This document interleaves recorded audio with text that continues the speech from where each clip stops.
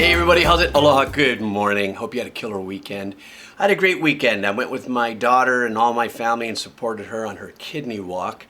And so it's just great to be with all family and everything. There was a good 25 of us. So, great weekend. But I'm here with you guys Monday morning, bringing you a little bit of joy with a cup of Java and something fun and fresh. This is a cover from a band called Brass Against. Apparently is a very brass-oriented band. I don't know anything about the band. Somebody has been bombing me with this ever since last year, so I said, let's do this. So I did take a quick peek and I went, oh, this is going to be interesting. Some great instrumentation, I'm sure, is coming into our ear joy. So anyhow, I want to thank you guys like usual for your support. Cups of coffee, hanging out at Patreon, buy the shirts or whatever. All the links are down below. All right, let's do this. Let's get ourselves a little kick in the ass here. Let's do Brass Against, name of the band. The song is Wake Up, and it's a cover of the Rage Against the Machine song, Wake Up. Let's do this. All right.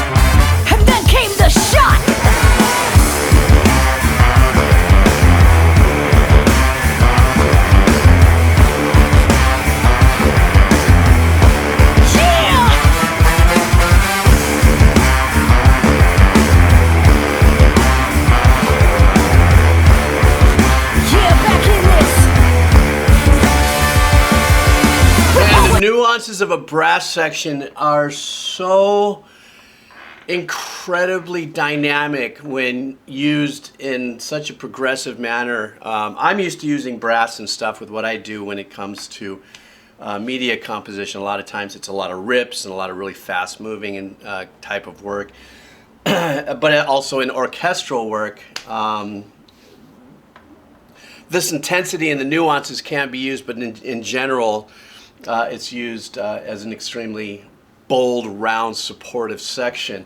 But in of itself, though, the power of the brass is absolutely unmeasured when it comes to the ripped open effect that it takes on you when you have, right now we have almost every tone represented in the brass section. So you have the trumpet, the high end, you have the trombones. They can fill in all in the middle, but mostly for the richer, deeper bottom. Then you have the tuba, the guy that you see in the back that's actually holding down that bass line. I'm looking for a bass player. Goes, there a bass player? There's no bass player. Oh my God, the tuba's doing it. So when we go and continue, listen to this. Listen to the bass line. And if in fact and so, since I don't know, but it sounds like the tuba player is handling that bass line, this guy is working overtime here, breathing diaphragm, because it boom, boom, boom, boom, It's unbelievable. And when I talk about nuances, I'm also talking about the slide into the notes, or with the trombones and their different positions and stuff, how they do things like they do their little, the trills. You know, this is sorry, policemen, don't come to my house today. Not like they do any other day. I'm just saying. It's just so fun to watch brass players also, not only that, but also get into it.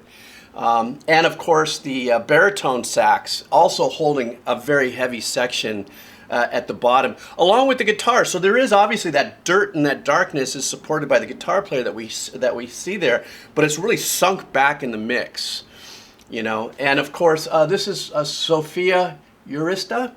What an incredible job she's doing. So I'm gonna continue on. We'll glam on about a little bit, but I want you to listen really when we listen to the song as a whole, obviously, but focus a little bit on the bass line and just imagine if it is so, if I don't see a bass player and that is the tuba player, this guy is just going, he's breathing, he's pumping the whole time through. It's so cool. All right, here we go.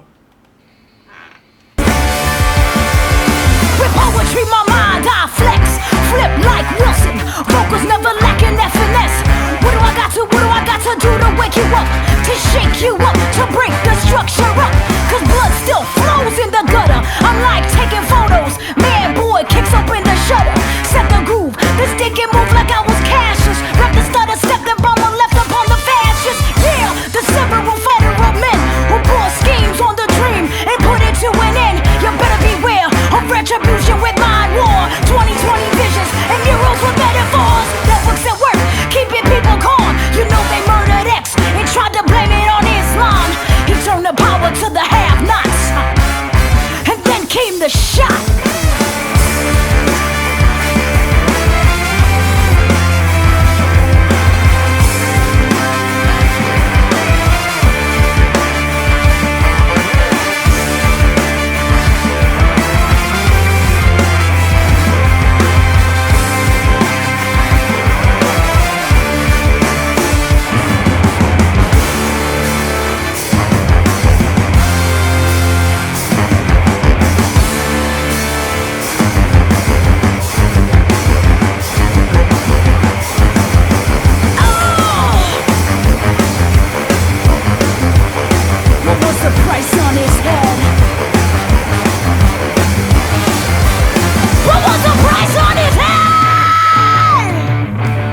Okay, I want to just, wow, what a voice. What an absolutely epic voice.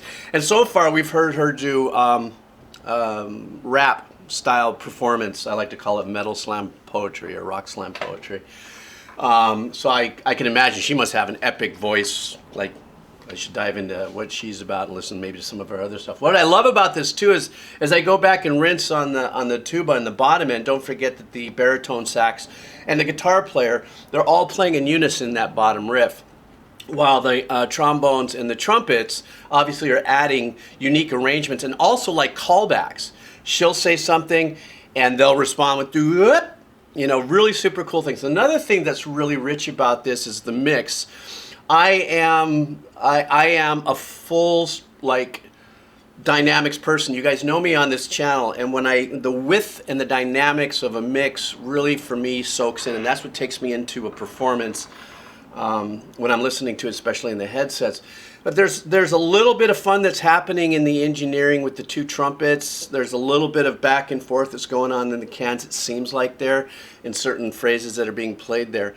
And that's the other thing too. What I love about a brass section is that, and what I feel through real, you know, a brass section like this, a live brass section, is that the imperfection of perfection.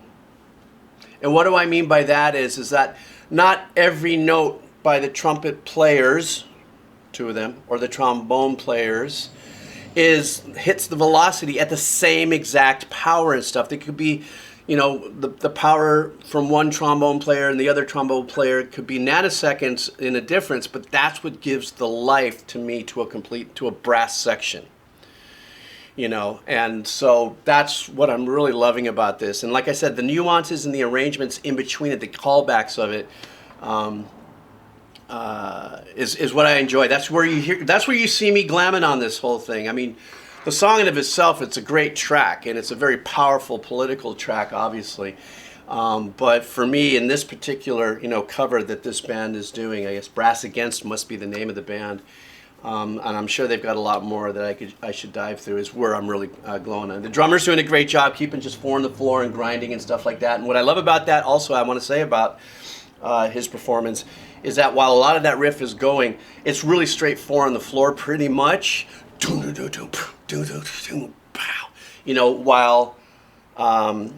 the riff is really taking the power and the energy. He's just locking it down, saying, "Here we go, guys.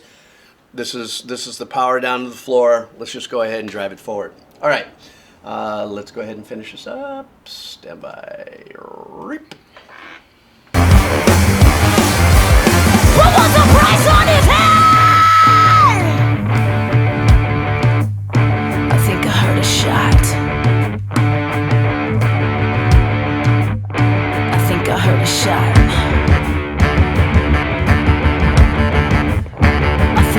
Shot. I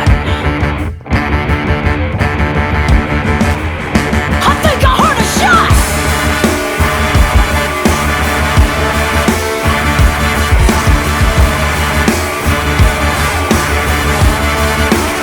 I think I heard a shot. I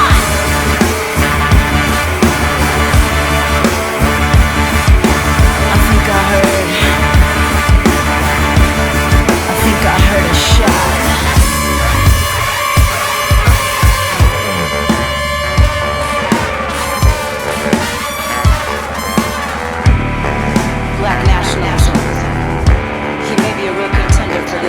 Should he abandon his supposed obedience to white liberal doctrine of nonviolence and embrace black nationalism? Through counterintelligence, it should be possible to pick up potential troublemakers and neutralize them. And neutralize them. And neutralize them. Wake up! Wake up! Wake up!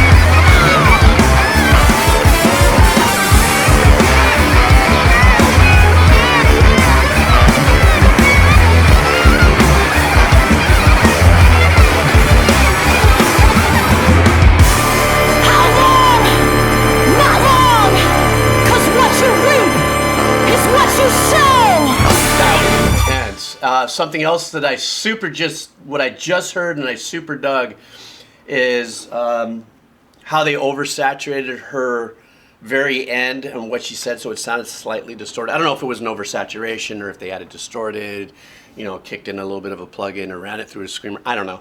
But I just love that effect that was done there. The engineering was great. You're going to watch the engineer in the background was bouncing around, but at the same time, I'm sure he was sweating bullets because, when you're doing a live recording like this, and even so, I mean, there's a really good chance that we heard exactly the performance that we got. There's probably no two ways about that. But a lot of times, they might go back and remix that. You know what I'm saying? It's common practice. You do a live show, and then you take it, and then you can go ahead and, you mix it, you tweak it, and you fix things. But you don't ever, nudge the performance. It's just a matter of maybe cleaning this up or doing something like that. Possible that happened. There was that section where I know some people say, well, the horns sounded like they weren't really together and stuff and all that. And what it was to me was like an abstract arrangement of the intensity of the lyrics and her performance. So when it broke down and the horns seemed like they were just kind of going all over the place, it to me represented the intensity of what the song was about. And that's what's very unique about brass sections. Brass sections are very powerful voices, if you would. That's, the same thing with reeds and stuff like that. Out of all the instruments I've played, violin, guitar, bass, drums, xylophone, whatever it is, I never could play a wind instrument because I've had asthma my whole life. That's why you guys for the last year and a half has heard me sometimes break out in little coughing fits. And but to me, the saxophone was always something that I would have probably really dug into. But and I love the baritone sax playing that was going on here. This was great. For me, I can't think of a better way to start a Monday. And then you guys know the progress. You know, start off with something really super cool and progressive and powerful like that. And the rest of this week, I'm going to climb through to finally to some fire, heavy metal. I'm sorry. Why did I do Beavis and Butthead? Because I'm old and my brain cells just went. All right, guys, listen. I hope you have an incredible day.